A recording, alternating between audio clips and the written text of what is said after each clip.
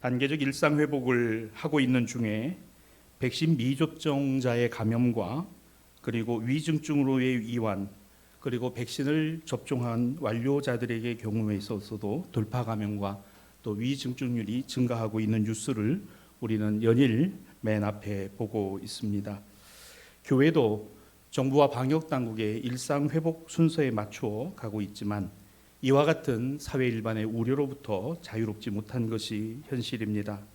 그렇기 때문에 백신 접종 완료자를 중심으로 하여 개인 방역을 보다도 철저히 지키는 한에서 사회적 사적인 모임과 교회에서의 대면 예배와 교회의 소모임이 일부 허락되었고 또 이행되어 가고 있는 즈음에 결코 우리가 느슨한 마음을 가져서는 안 되겠다는 이 같은 생각을 갖게 됩니다. 우리 교회도 이와 같은 상황과 정부 방역 당국 그리고 교단의 지침에 따라서 백신 접종 완료 성도들을 중심으로 예배와 모임이 보다 더 한 걸음 더 나아가려고 합니다. 아울러 아직까지 백신 접종을 마치지 않으신 성도들의 접종을 권장하며 또 독려합니다. 2차 접종을 다 마치셨다 하더라도 연령과 또 직업적 상황에 따라서 5, 6개월 차에 시행되고 있는 3차 부스터샷도 접종하시기를 권면을 드립니다. 이와 같은 일은 나 자신을 지키는 것뿐만 아니라 우리 모두를 돌아보는 최소한의 배려이기 때문에 그러합니다.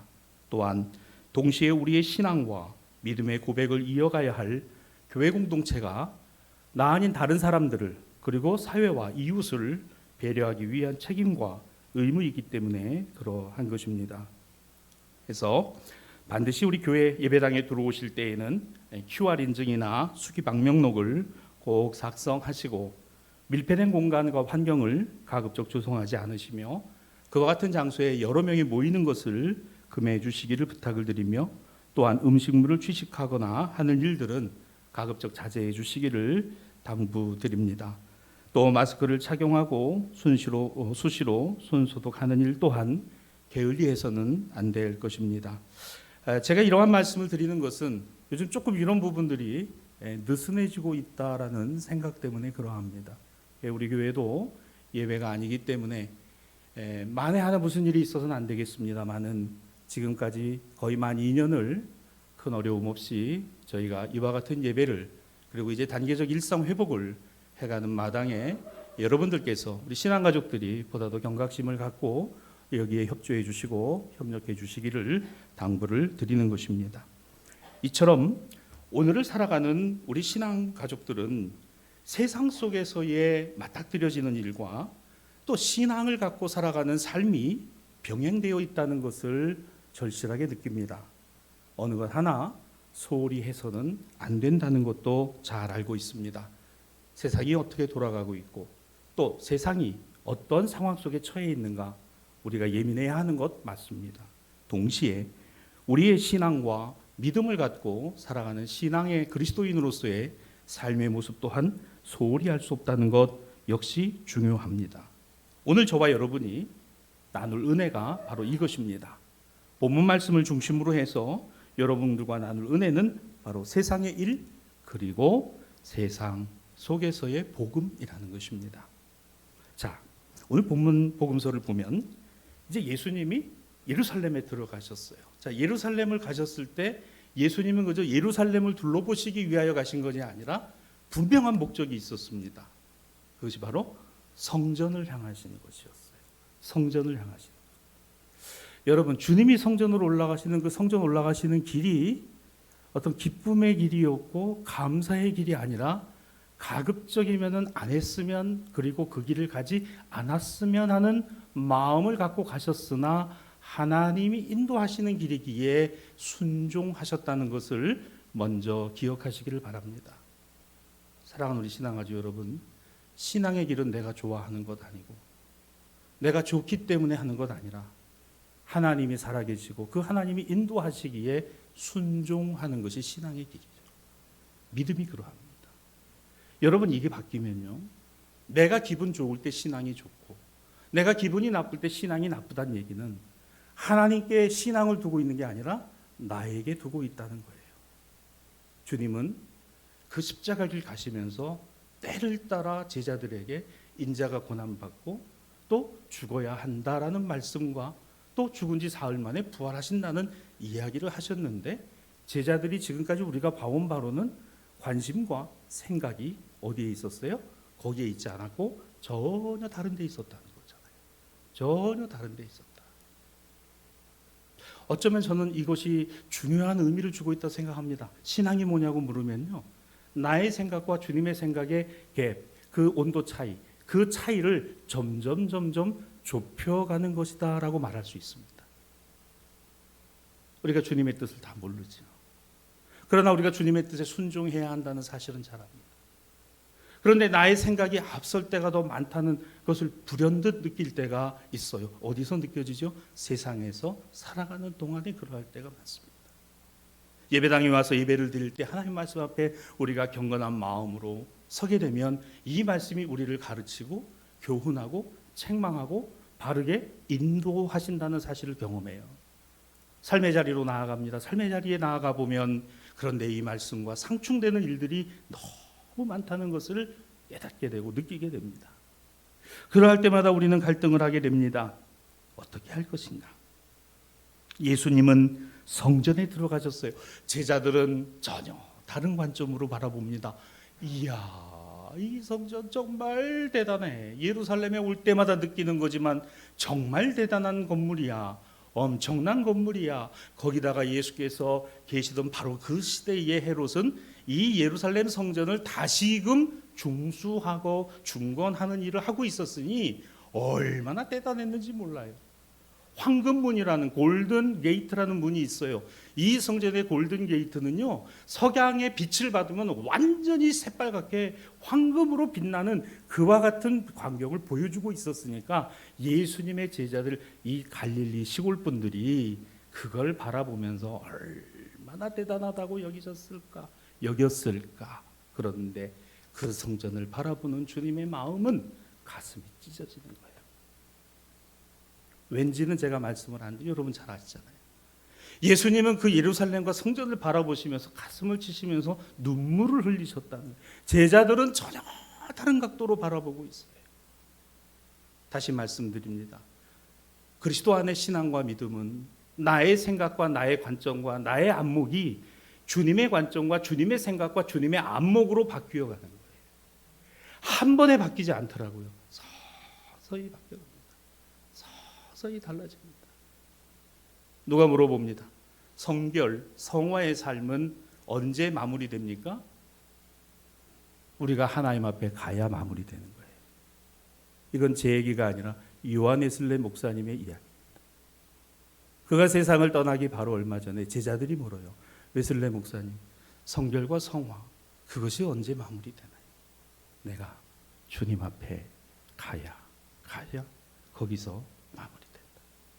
그때까지는 변화, 그 변화의 방향, 그 변화의 목적, 이것이 분명해야 된다는 사실입니다. 한마디로 이렇게 정의해 봅시다. 내 뜻대로 하지 마시고 아버지 뜻대로 되기를 원합니다. 내 생각대로 하지 마시고 주님 뜻대로 이루어지기를 원합니다. 나는 이렇게 구했으나 이 일을 이루시고 만드시는 분은 하나님이십니다.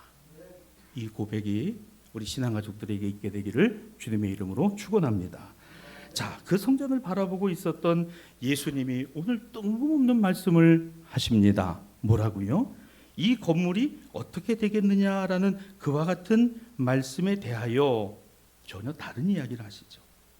자, 마가복음 본문은 AD 70년에 기록이 되었다 그래요.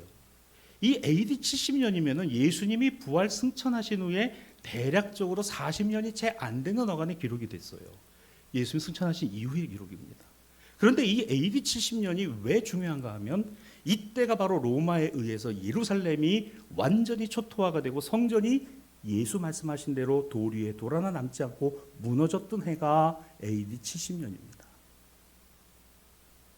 그러니까 이 마가복음이 기록된 시대에 이 기록의 연대는 훨씬 앞으로 가요.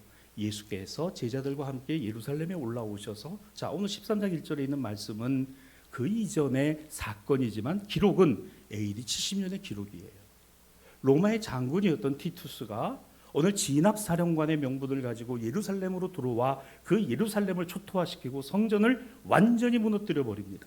그리고 그 성전에 있는 모든 것들을 약탈해 가지고 로마로 돌아가게 되니, 여러분이 이탈리아 로마에 가시면 개선문이라고 하는 큰 문에 새겨져 있는 부조의 그림이 바로 예루살렘 성전에서 약탈해 가지고 왔던 그 로마 군인들의 개선, 그 장면을 부조로 남겨놨어요.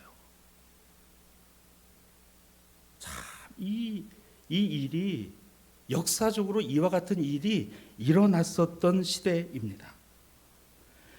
로마의 정책적인 면이 반영된 결과이기도 합니다. 정치, 사회적으로, 역사적으로 로마는 이 팔레스타인 지역을 아주 우범지대로 봤어요.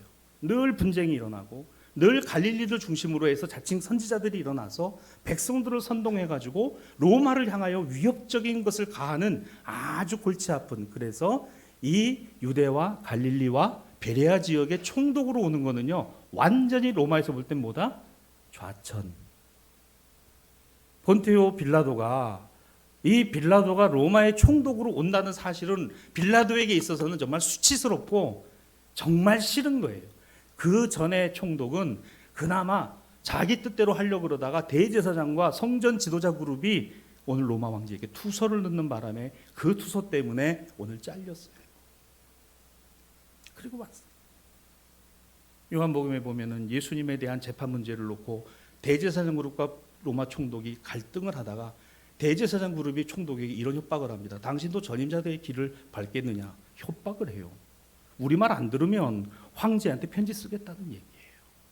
이런 골치 아픈 데를 왔어요. 왔는데 어떻게 하든지 소요를 진압하고 좀 조용히 해야 되는데 뭐 무력으로 안 되는 게 있어요.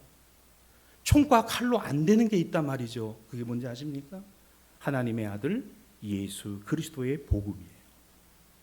총칼로 안 됩니다. 로마의 무력으로 안 돼요. 오늘 이 복음이 만약에 그 시대에 무너졌다면 우리는 이 복음을 듣지 못했을 겁니다. 무너지지 않았어요. 사랑하는 여러분, 하나님의 하시는 일, 하나님의 역사는 무너지지 않습니다. 하나님의 복음은 절대로 망하지 않습니다. 여러분이 복음을 붙들면 여러분이 바로 하나님과 형통한 사람이에요. 그 형통이 세상을 이기는 승리입니다. 오늘 이와 같은 시대를 우리에게 보여주고 있는 이 마가복음엔 지난주에까지 우리가 보았던 본문을 기억해 보십시다. 서기관, 그는 정말 예수님이 보기에는 그와 같은 안목과 인식을 가지고 백성들에게 말씀을 전하고 가르쳐야 할 텐데 전혀 다른 생각을 하고 있었던 거죠. 그리고 성전의 앞에서 가만히 물끄러미 앉아 성전 들어오는 사람을 보시던 중에 한 가난한 과부의 헌금하는 것을 보시고 오늘 주님이 칭찬하셨던 내용을 기억합니다. 여러분, 이게 바로 주님의 마음인 거죠. 저는 우리가 하나님 앞에 예배자로 설 때, 예배의 자리에 있을 때, 말씀 앞에 있을 때, 기도 앞에 있을 때 이 같은 마음이었으면 좋겠습니다. 주님, 내 마음과 뜻과 정성을 다하여 하나님 앞에 나아왔사오니 나는 아무것도 아닙니다. 나는 아무것도 없습니다. 그러나 내게 있는 것으로 아버지께 나오니 나의 이 있는 모습 그대로 받아 주시옵소서. 뭘 구해요? 은혜를 구하세요. 무엇을 바라십니까? 긍휼을 바라시기 바랍니다. 하나님의 은혜와 긍휼. 다니엘 기도회 시간 참여하신 우리 신앙가족들을 축복합니다. 극단적인 상황에 몰렸던 목회자들, 사모님, 선교사님들, 그와 같은 상황 가운데 깨닫게 된 것이 뭐였어요? 대이구동성, 동일한 이야기들이 이런 얘기입니다. 내가 하는 줄 알았는데 하나님 하시는 거. 내가 계산하고 있었더니 하나님은 계획하고 계셨고, 내가 기도하니 하나님이 그 기도 가운데 역사하심을 깨닫게 되었고, 내가 구하는 많은 것 중에 결국은 은혜를 구하고 긍휼히 여기심을 구하였던 것이었다라는 거예요. 다르지 않아요. 출세하고 싶습니까? 성공하고 싶습니까? 세상에서 인정받는 사람 되고 싶으십니까? 그러나 그러한 것보다 먼저 내가 하나님 앞에 내가 어떤 존재인가 깨닫는 거예요. 나에게 필요한 것이 무엇인가를 알아야 한다는 것입니다. 우리에게 필요한 것은요, 은혜와 긍휼, 긍휼과 은혜 외에는 없다는 거예요. 자, 이러한 것에 예수께서 말씀하십니다. 야, 서기관 너는 사회지도층이라고 하면서 종교 지도자라고 하면서 앞에 마가복음 12장 39절로 40절입니다. 이 같은 일을 행하는 서기관들을 내 옆에 두지 말아라. 그리고 그는 결국에는 하나님 앞에 받는 판결이 더욱 중할 것이다. 여러분, 이 판결이 중하다라는 예수님의 이 경고가 무엇을 의미하죠? 맞습니다. 책임이에요. 책임입니다. 나라를 지킬 의지가 없는, 나라를 지켜야 된다라는 책임의식이 없는 사람이 나라의 지도자가 되면 안 됩니다. 나라를 지켜야 된다라고 하는 책임과 의무가 없는 사람이 별을 달아서는 안 됩니다. 나라를 지키고 나라를 사랑해야 된다라는 마음이 없는 사람이 대통령이 돼서는 안 됩니다. 그건 분명한 사실이에요. 오늘 이것이 책임과 의무이지 않습니까? 백성을 바르게 섬기기보다 군림하려는 이들이 백성 위에 선다면 막중한 책임과 의무는 온데간데 없이 사라지고 오로지 나라와 백성을 자신의 사유물로 여기는 세상이 과연 주님이 말씀하시는 세상이겠는가? 예수님 당시에 유대의 상황이 그러했잖아요. 헤롯을 봐라. 저 여우. 저도 굴이 있잖아. 그러나 인자는 머리 둘 곳도 없다. 공중나는 새를 보라. 길쌈도 아니야지고 먹을 곳이 없대. 하나님께서 그를 먹이고 입히시지 않더냐. 하물며 들에 핀 백합화를 바라보라.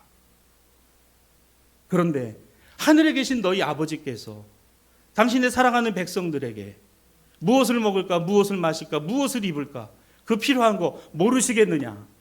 오늘 그 주님이 말씀하셨던 것을 기억해 보십시다. 우리는 그에 비하면 너무 많은 걸 갖고 있는 거예요. 너무 많은 걸 누리고 살아가는 거예요. 그런데도 감사가 없어요.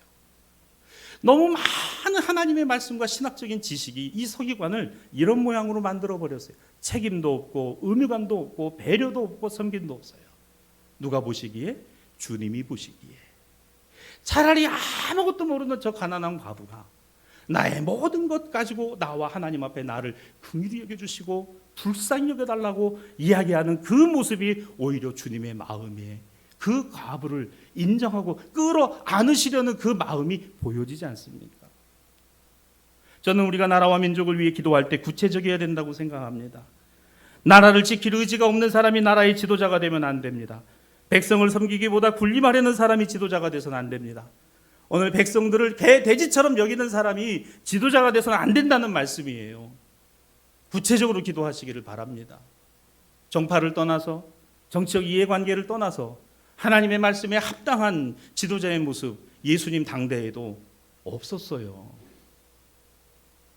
헤롯의 아들, 오늘 그는요 술에 취해서 고관들과 잔치를 벌이고 세례요한의 목을 쳤습니다. 그의 아버지, 그의 할아버지 이 헤롯의 대왕들은 예루살렘 성전을 중건하고 중수하고 대단하게 하나님께 영광을 올려드린다고 했지만 정작 하나님의 아들이 그 땅에 오셨는데도 알아보지 못했다는 거 아니에요? 오히려 예수님을 고발했다는 거 아닙니까? 오히려 예수님을 십자가에 못 박는 일에 앞장섰다는 거 아니겠어요? 이것이 성경이 우리에게 보여주는 증거입니다. 사랑하는 우리 신앙가족 여러분, 오늘 우리 신앙가족들에게 우리의 마음과 심령에 우리의 가정과 삶 속에 살아계신 하나님의 아들 예수 그리스도가 임재하시기를 주님의 이름으로 축복합니다. 여러분이 고백하세요. 아멘. 주 예수여 어서 오시옵소서. 나의 심령 가운데 오시고 내 삶 가운데 오시고 가정 가운데 오시고 생업 가운데 오시옵소서. 그리고 자녀와 자손들 가운데 와 주시옵소서라고 말입니다. 이렇게 기도하시기를 주님의 이름으로 부탁합니다. 오늘 그 예루살렘을 성전을 바라보는 제자들의 모습과 예수님의 모습. 본문 1절로 2절입니다. 선생님 보소서. 이 돌들이 어떠하며 이 건물들이 어떠하니까. 여러분 이 질문 가만히 보세요. 제자들은 은근 대단하지. 야, 이 예루살렘 성전이 언제 이렇게 좋아졌대. 정말 대단한 건물이야. 이 답을 기대했는지도 모릅니다. 2절입니다. 예수님의 답이에요. 얘들아, 너희는 이 큰 건물을 보느냐. 돌 하나도 돌 위에 남지 않고 다 무너뜨려지리라. 아무것도. 여러분 사람이 만든 것이 대단할지언정 하나님이 보시기에는 아무것도 아닙니다. 우리가 이루고 우리가 업적이라고 여기는 그것은 나에게 대단할지 모르지만 하나님 보실 때는 아무것도 아닙니다. 우리가 주님의 마음을 갖는다는 게 뭘까? 나는 대단한 것처럼 여기지만 아무것도 아니라는, 정말 대단한 건, 내가 꼭 붙들어야 되는 건 살아계신 주 하나님이시라는 거예요. 그거 외에 다른 것이 있느냐? 방금 전 예수께서는 서기관들의 외식과 위선을 책망하시며, 그리고 제자들에게 이와 같은 말씀을 하셨음에도 불구하고 제자들은 여전히 이와 같이 질문하고 이 같은 예수님의 말씀을 들어야 했다는 것입니다. 그들은 지금 시대의 급박함, 그렇습니다. 예수님의 말씀 속에서 읽었어요. 야, 이 같은 정치인들, 이 같은 왕, 이 같은 성전 지도자들이 있는 한 우리 유대는 정말 쉽지 않겠구나. 가장 절실하게 바라는 것은 유대가 로마로부터 벗어나는 것이고 해방을 얻는 것이잖아요. 그러니까 아마도 이 이야기를 듣고 설왕설래했던 것 같고, 예수님의 제자들 중에 중요한 네 사람은 이 문제를 가지고 깊이 있게 고민한 것 같습니다. 이어지는 3절과 4절이에요. 감난산에 올라가서 예수님 기도하실 때에 성전을 마주보는 바로 그 위치였습니다. 베드로와 야고보와 요한과 안드레, 자, 두 집안의 네 형제, 중요한 예수님의 제자들입니다. 조용히 물었다 그랬어요. 왜 조용히 물었을까?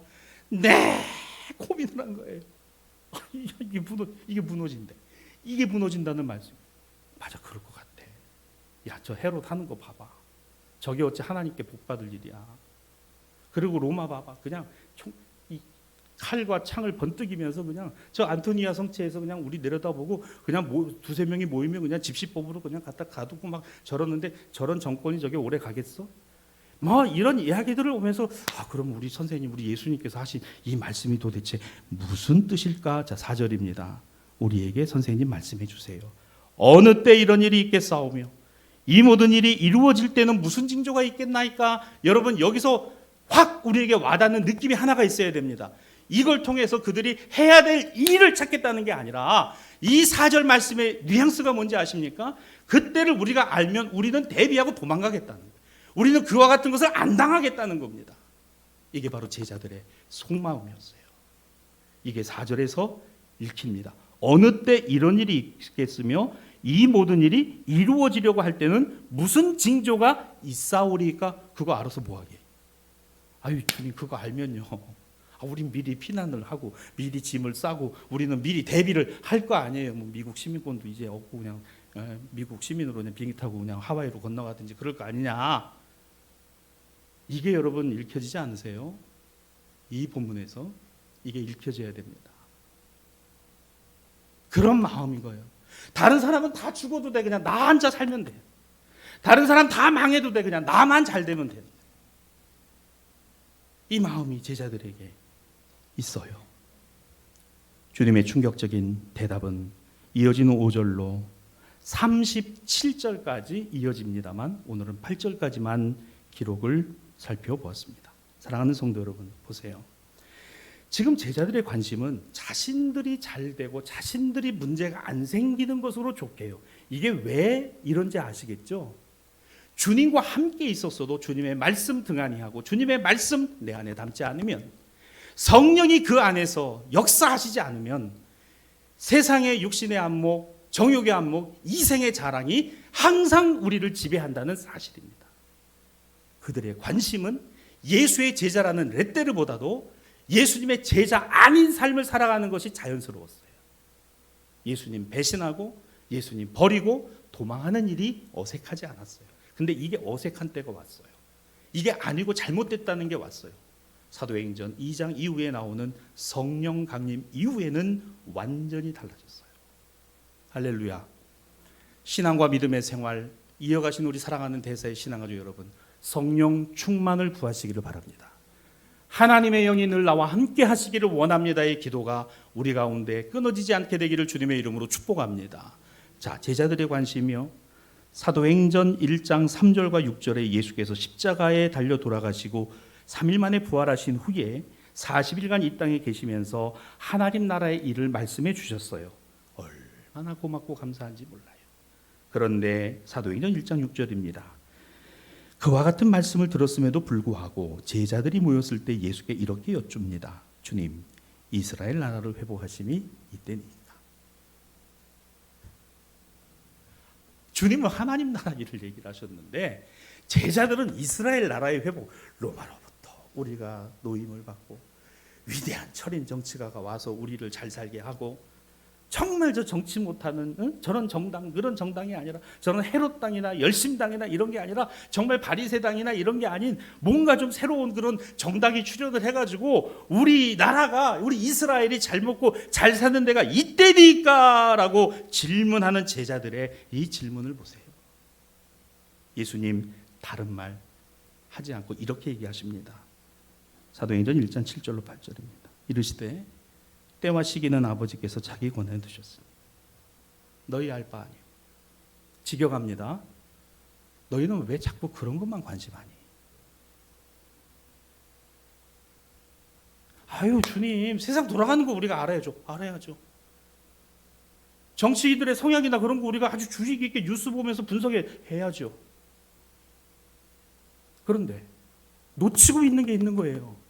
때와 기한이 하나님께 있고, 그것이 하나님이 하시는 일이란, 하나님의 고난이라는 신앙과 믿음은 어디에 있느냐?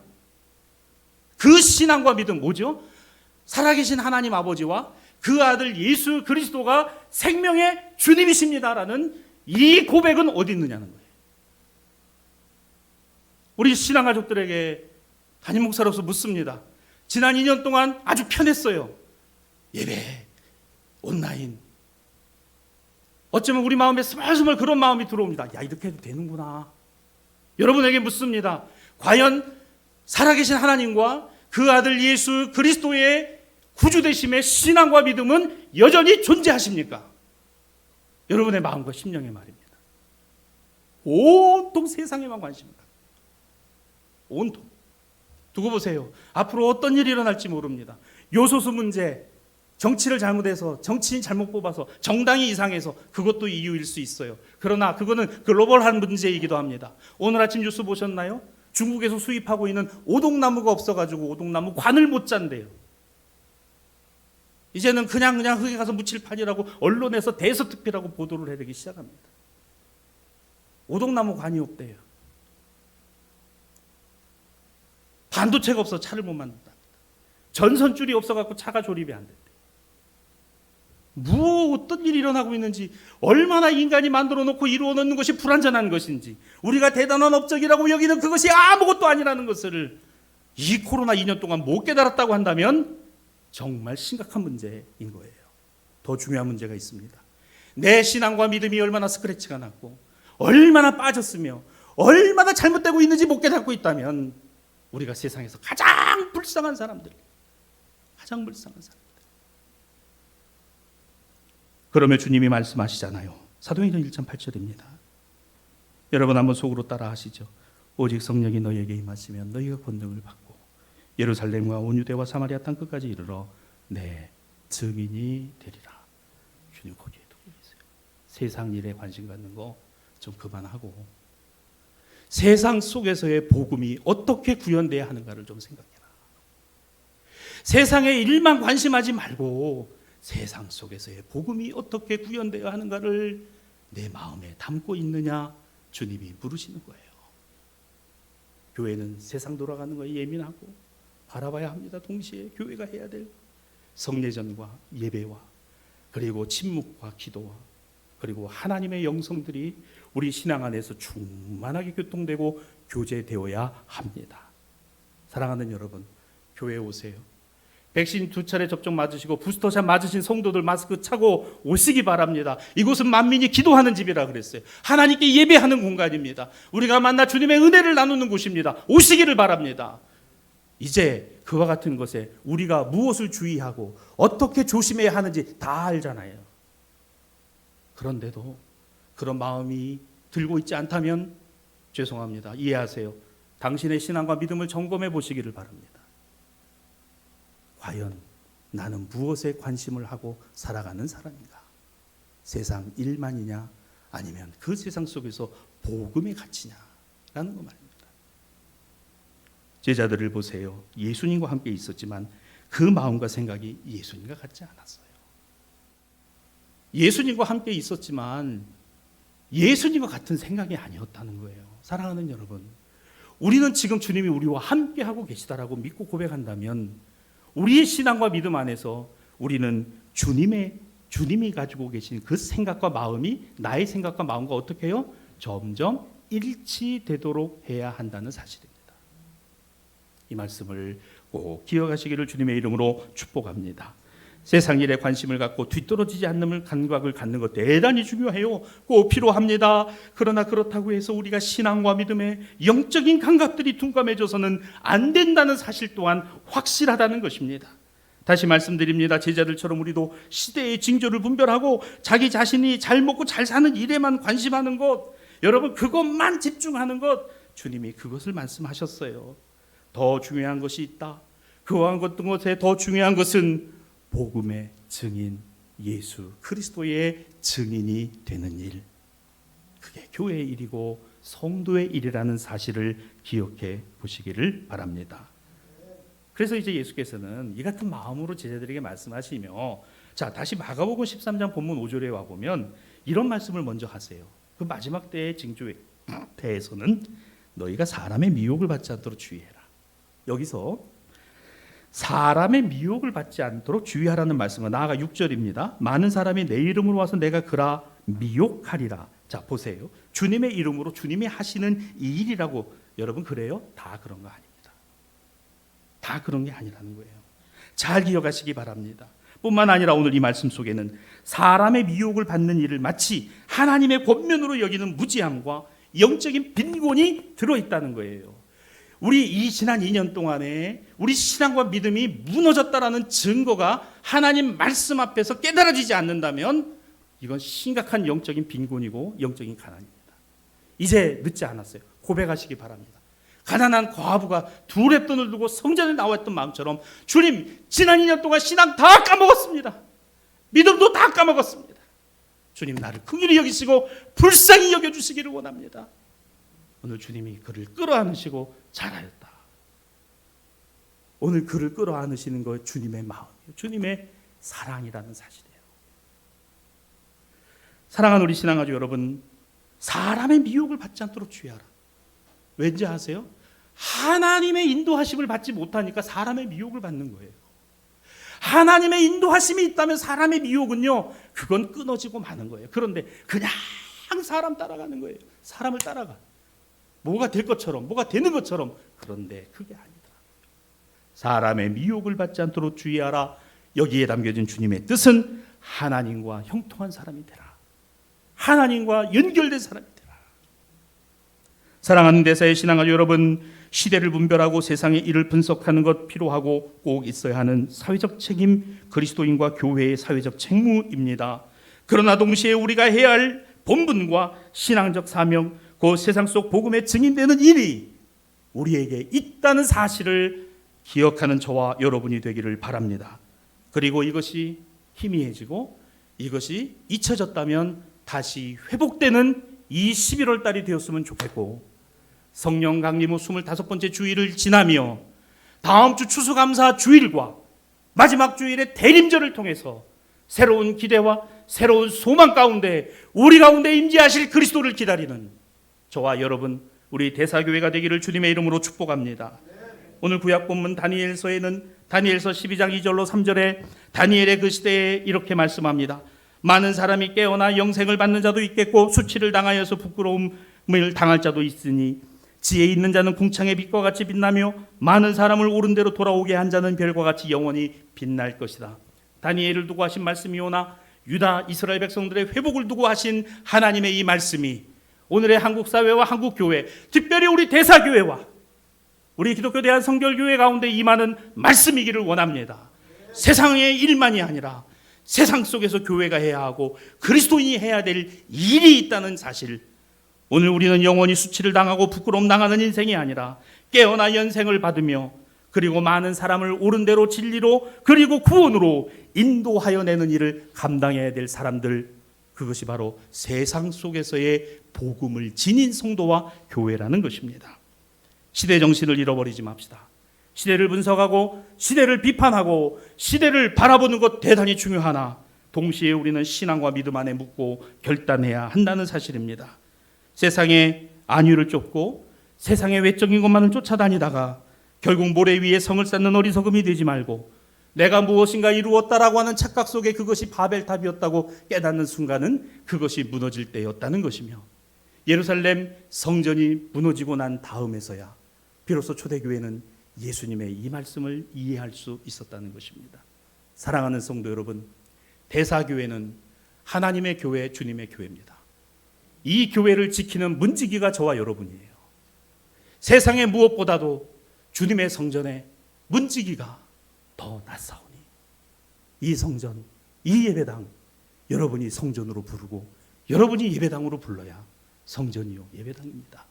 하나님, 이곳에서 우리에게 복을 주시고, 하나님, 이곳에서 우리에게 은혜와 긍휼을 베푸시고, 하나님, 이곳에서 우리가 예수 그리스도의 생명의 복음으로 무장해서 세상에 들어가 세상 속에서 복음을 증거하고 증언하는 예수 그리스도의 증인으로 살아가게 하옵소서. 여러분, 이것이 우리의 습관이 되지 말기를 바랍니다. 이것이 우리에게 그냥 형식이 되지 말길 바랍니다. 말씀의 결론을 맺습니다. 히브리서 10장 11절로 12절, 오늘 서신서의 말씀 중요한 인사이트를 우리에게 제공합니다. 제사장마다 매일 서서 섬기며 자주 같은 제사를 드리나 이 제사는 언제나 죄를 없게 하지 못하지만 오직 그리스도는 죄를 위하여 한 영원한 제사를 드리시며 하나님 우편에 앉으셨다. 여러분, 이 말씀 잘 보세요.